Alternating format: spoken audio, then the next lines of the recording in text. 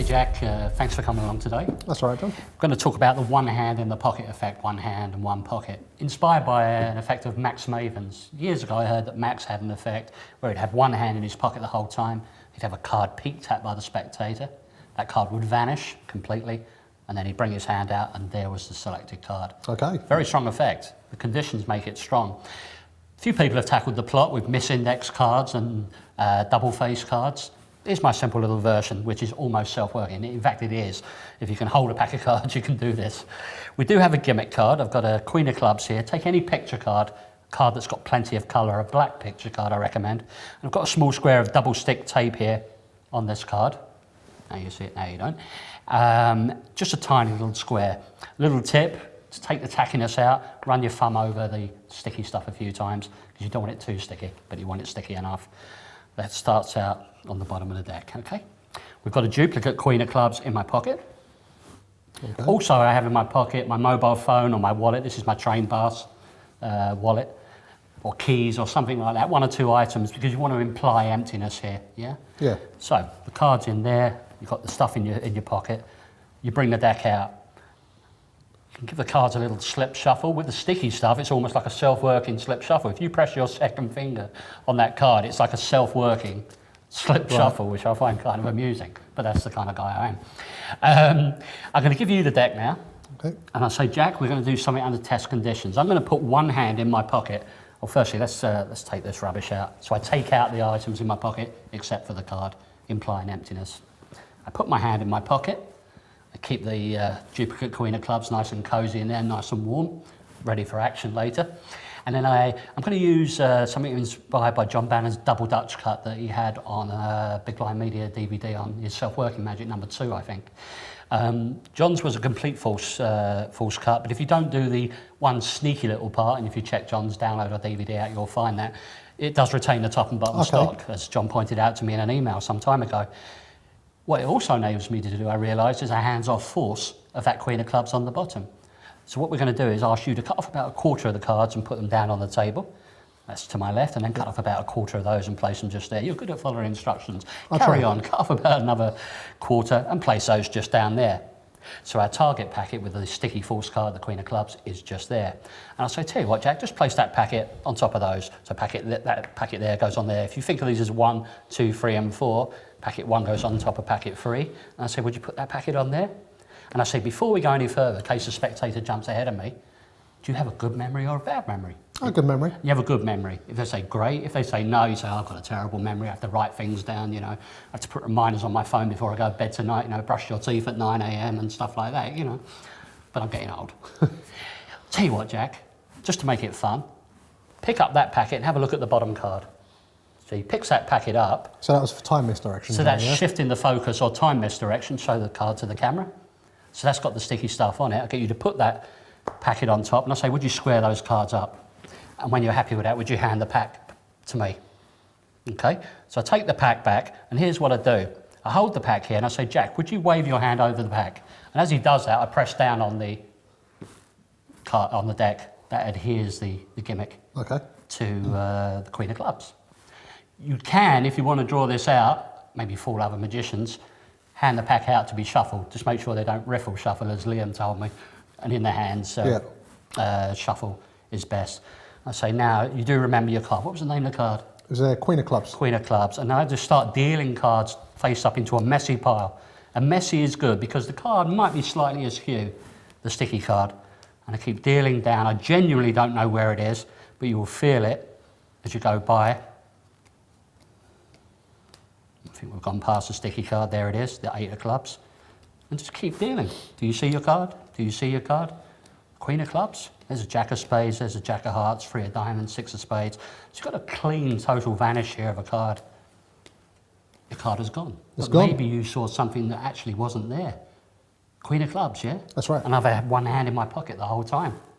How impressed would you be if your card was in my pocket? I'd be impressed. So would I. And I slowly and dramatically bring the card out to reveal the Queen of Clubs, your card, thus ending the trick.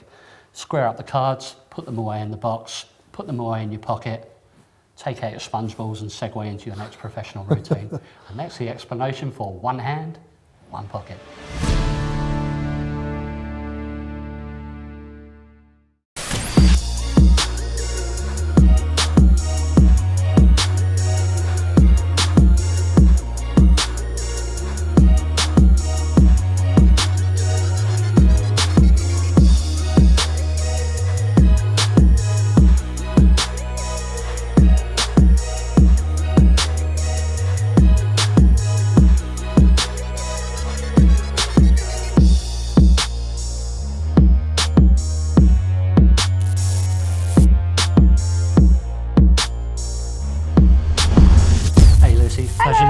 so much for coming along That's today. okay. A little mystery with a pack of cards, but you don't have to choose a card. Okay. I'm going to make a prediction. Right. Now, most magicians, when they make predictions, they take a piece of paper, they take a pen, and they write it down. Some fold it up into a little square, and they put it in an envelope, and then they seal the envelope up. Some take the envelope, put it in a box, take a padlock and lock the box. Right. Way too much time. Okay. I'm going to make an open prediction, a verbal prediction of a card. Okay, got Okay. it. And my open prediction today will be the two of clubs. The two of clubs. Okay? What's my open prediction? The 2 of clubs. Don't forget that, yeah? Okay, got it. Would you hold the cards for me? And what I want you to do is give me a little mix. So cut off about a third of the deck and place them just there for me. Excellent. And cut off about half of those and put them there. Beautiful. And put those just there. Let me ask you, do you play any cards at all? Poker or blackjack? Not really, no. But you understand the cards? Yes. Yeah, okay. And why don't you just stack them up for me? That's lovely. Now, numbers play an important role in our lives, don't they, Lucy? You've got PIN numbers, house numbers, Yep. national insurance numbers, lottery numbers. Gym numbers. Gym numbers. As you can see, my gym number expired about 3 years ago. But numbers do play an important role in our life. Yeah. I'm going to ask you to think of a number. So we're not here all day. I want you to think of a number, say, between 10 and 20, like 11 or 12, but don't let me influence you. Make it high, make it difficult, yeah? Okay. Could I have any way at all of knowing what number you're thinking of right now? No. No, absolutely no is the right answer.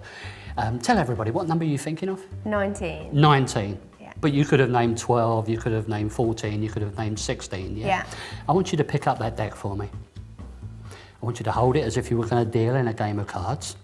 And I want you to deal the cards one at a time, face up, turning the cards over onto the table.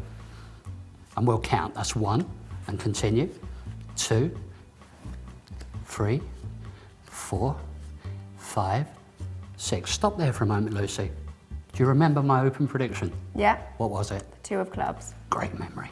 Have you seen the 2 of clubs so far? No. Remember, that's 1, 2, 3, 4, 5, 6 cards, yeah? Yeah. And you just thought of a number, and it was 19, yeah? Yeah. So that's 6. 1, 2, 3, 4, 5, 6. Yeah, carry on, Lucy, carry on. 7, 8, 9, 10. Stop right there, Lucy.